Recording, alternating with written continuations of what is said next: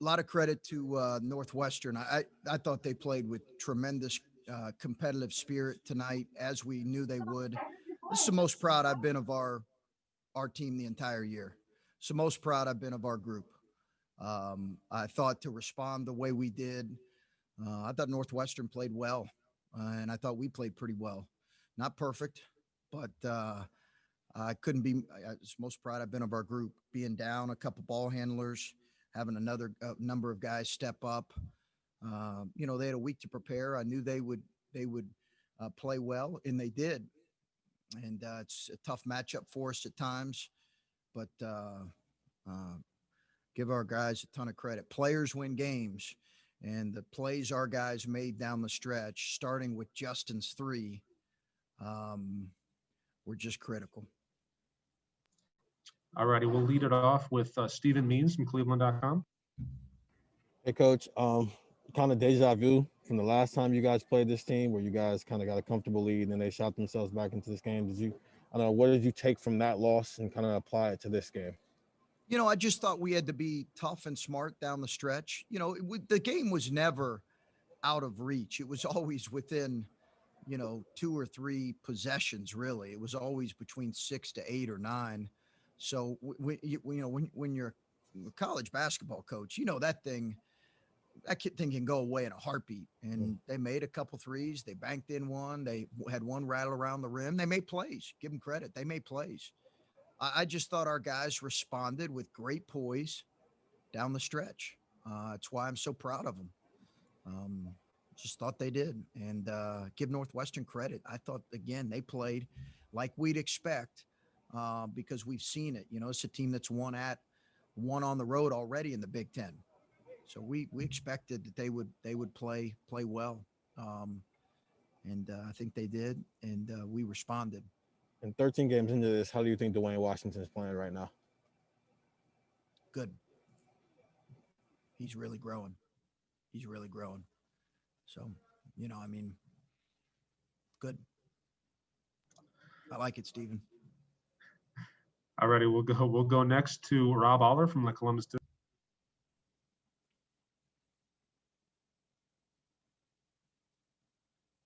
I can't hear Rob.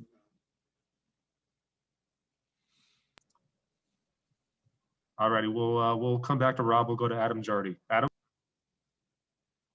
Chris, with Jimmy being out, can you give us any update on him and what it was like, I guess, moving Justice into that role a little bit? And like you said, different guys had to step up, but what was it like trying to find replacements there and keep this thing rolling? Yeah.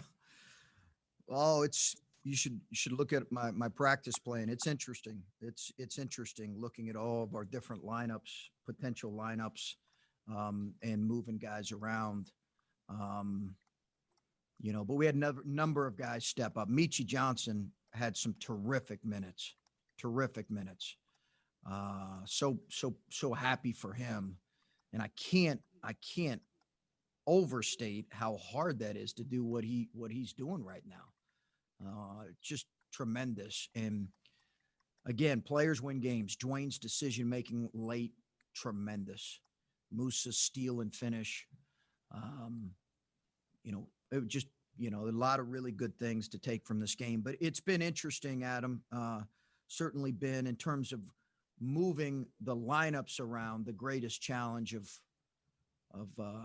my coaching career. Just because we've not been in a situation where we've had this number of injuries to one position. And to have to keep doing those things, and to have guys respond the way that they did when you've got all this adversity kind of hitting you from an injury standpoint, are you learning something about maybe the mental side of this team, or maybe a little bit of what this team, maybe some of the guts of this team? Because I think I learned that more tonight than any other game. Across the board, but certainly late. I just think that was impressive, and that was the players. I just think their fiber, their poise, their commitment to play in the right way, and toughness down the stretch. I just think I'm learning. I think we're, as a coaching staff, we're learning about this group, and they deserve all the credit for that. All righty, we'll go back to Rob Aller.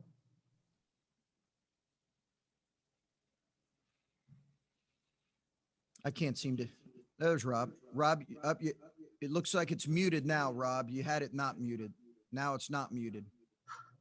Now it's muted.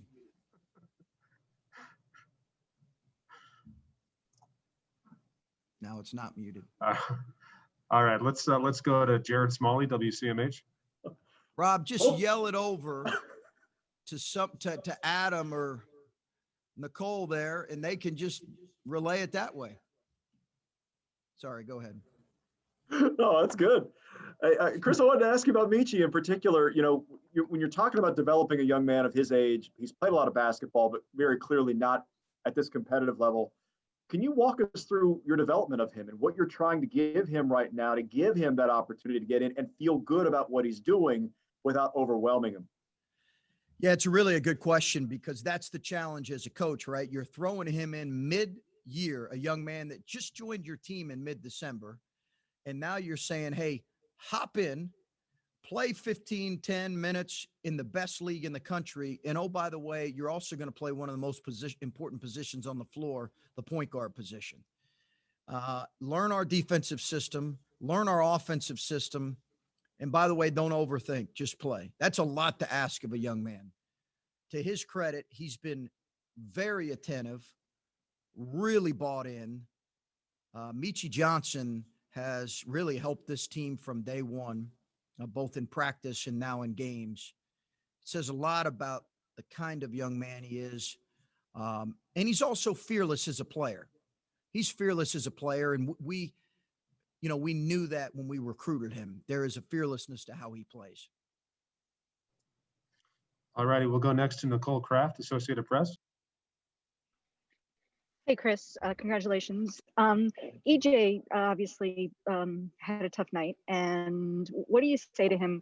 Clearly the shots weren't falling for him, but he still made a big impact with the free throws and the rebounding. So how do you kind of keep his head in the game when it's a struggle for him? You mentioned it. He had 10 rebounds. He did some really good things on the glass for us. I thought he got a little bit frustrated with missing some open shots, and their traps bothered him a little bit. The fact that they trapped him. He had a really good game at their place. EJ will be fine. He's a terrific player. I do think, listen, the young man went from coming off the bench to now being certainly one of our best players and highlighted on the scouting report. So that's an adjustment period for anyone to go through. And he's had a tremendous start to his sophomore year. You look at his increase. He went from averaging, I think, about 6 points to 14. I think every night he's going to be a featured part of the other team's scouting report. And, he's just got to continue to work. Righty, we'll go next to Colin Hess-Hill, 11 Warriors. You talked about Michi's, fearlessness, and you've known him a long time. When he hits that late first half three and then starts talking, do you, on one hand, do you love that as a coach? Because that's the kind of competitiveness you're getting out of a guy who should be in high school. Yeah, I love his competitive spirit. If he gets a technical, I don't love that. And I made that point to him, but I love his competitive spirit. Love it. And it feels like I said, I love his aggressiveness. I love his fearlessness. Michi Johnson he's got a fearlessness to him, and I love that about him. It feels like, someone else, Kyle Young, it feels like he's, getting back to some of the things that make him really different and special. Yeah. What's led him to get sort of into a rhythm over the past, few weeks? Yeah, good. I just think he's, you're right. He's had a stretch here of play that's probably not gotten maybe the attention that it deserves, but his stretch of play here has been outstanding. Back to his highly efficient self, some of his finishes around the basket, his defensive attention to detail. He's been really good for us. I think he's had a string of really good work practice wise. I also think he's doing the best he can to get healthy. But I never worried about Kyle when he had a couple early games that didn't work out well. I never worried about him. He's too good a player. All right, we're gonna try a third time a charm here. We're gonna go Rob Aller, and Rob, if it doesn't work, yell over to Adam Jardy, and then Adam will relay it.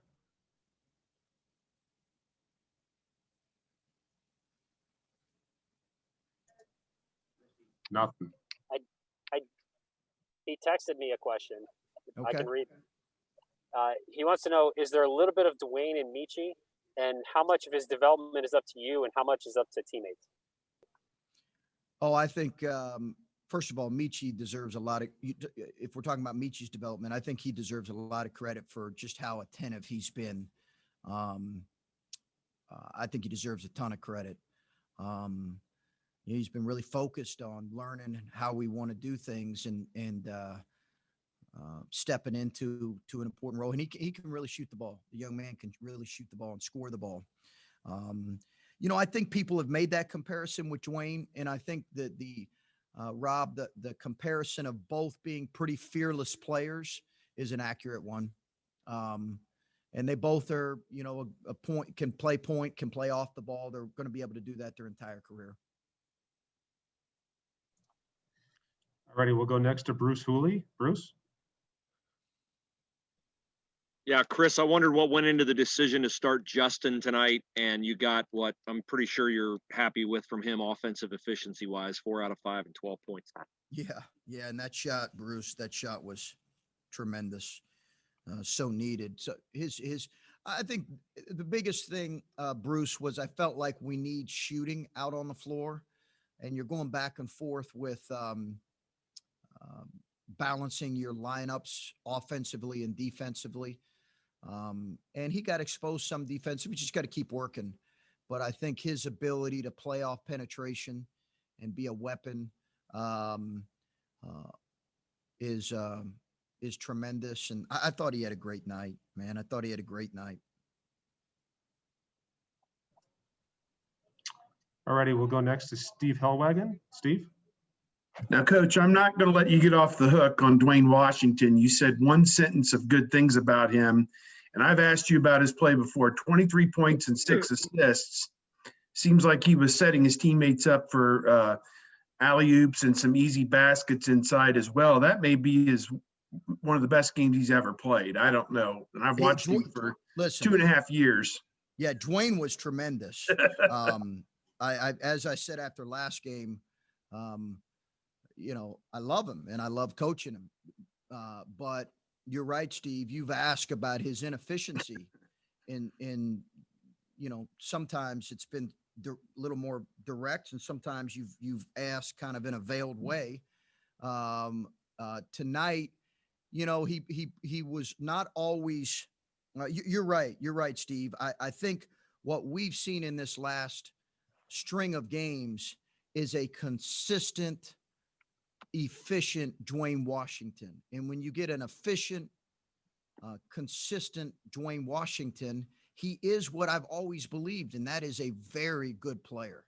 He is a very good player when he plays like that. Now, when he's inefficient, but he, to his credit, he has really committed himself to improving in that area. And his decision-making last night, his decision-making in the last 4 minutes, probably won the game for us. Other thing was the play that Arns hit the three. They get it down to 1 point, and he said you guys were going to suing, hopefully going downhill to the rim, but they overplayed it, didn't allow it, and he steps up and hits one of the bigger shots he's hit just to get you a little breathing room there. Just that was the biggest shot of his career. Yeah. It was the biggest shot of his career. I think when you look at the way that, Big Ten game, he obviously hit some big ones against Notre Dame, but this is a Big Ten game against a really good team. Great decision. Players win games. Great decision by Justice. You're right. They took away our ability to get downhill, but we thought that's why we put Justin on ball side so that he would have potentially some space on the drive there. And the young man hit a really, really big shot, the biggest shot of his career so far. All righty, next up, Brendan Gulick, Buckeyes Now on SI. Chris, congrats on the win. I guess just from a big picture perspective, if I'd have told you at the beginning of the year that you'd be 10-3 with a couple of really tight games in conference that have challenged you and two really impressive wins over Rutgers, what would you say at the beginning of the year knowing you'd be off on that kind of start? Brendan, I try to stay away from a big picture view in the middle of the season. I totally respect the question and understand it. And the biggest reason is I don't ever want to fall prey of being, I've talked about this, being a prisoner of the moment. And I think after games we can be emotional one way or the other, and feel and make statements that are too emotional. And I think the reality is we've improved, we've grown, we've gotten better. As I've said from the very beginning, I really enjoy coaching this group, but we've got a lot of progress that we need to make to play in the best league in the country. And that's all our focus is on is, how can we, as simple as it sounds, how can we, take from this, work on film tomorrow. The big picture stuff can be looked at on another day. Yeah, fair enough. How about maybe something more specific with Justice? Obviously, it was forced on him because you're down CJ, you're down Jimmy, but I mean, you've used the word pride or proud tonight at least a dozen times. Perhaps can you give us an idea how proud you are of Justice and the way he embraced having this opportunity forced on him and executed the way he did? Well, I think he's kind of a little bit unsung in all this, right? Because we forced him into the point guard position. And I thought he did a really good job. He just did a really good job. We've talked about seeing Justice make real strides forward in these last couple games. I think you've seen it. We've seen it. And I think he's being a little bit more committed to playing, being a complete player. And I am proud of him because he just continues to make real strides. All right, we got time for two more. We'll go to Patrick Murphy, 247. Patrick? Chris, about Justice, what made him the guy to start at the point today? I assume it's more than just he can handle the ball, bring it up the court.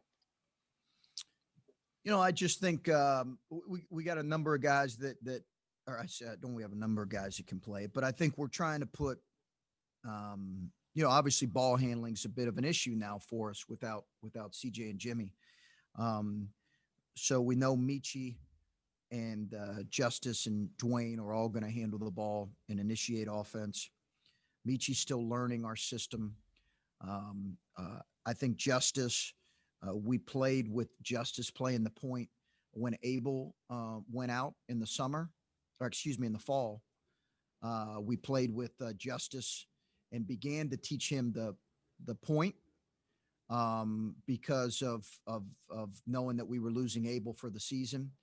And we have had that in the back of our minds that we were going to do that just because it's a lot to ask Dwayne to initiate offense, run our team, guard one of the best perimeter offensive players, and keep his teammates involved when he does have an inclination of scoring. So, this was something back when Abel went down that we have looked at doing with Justice, and we spent a lot of practice time working on it, so we weren't totally caught off guard, but he's done a good job with it. All righty, we'll wrap it up with Adam Jardy from the Columbus Dispatch. Chris, I just wondered if you could give us an update on Jimmy Soto's. Obviously, not having him tonight. What does it look like for him going forward? I know you have a quick turnaround and obviously an elite opponent on Saturday. What does his future look like?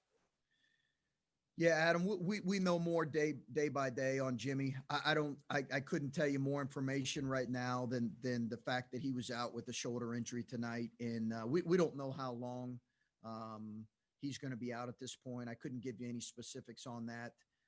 It'll be kind of a day by day and game by game decision.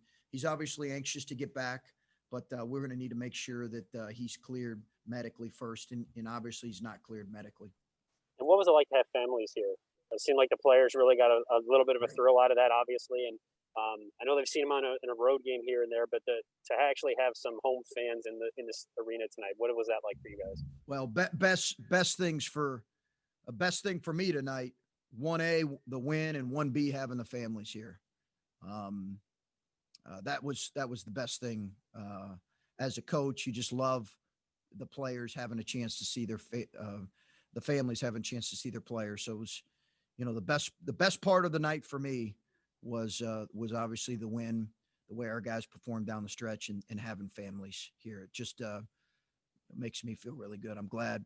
I really appreciate everything that's been done to get our families here.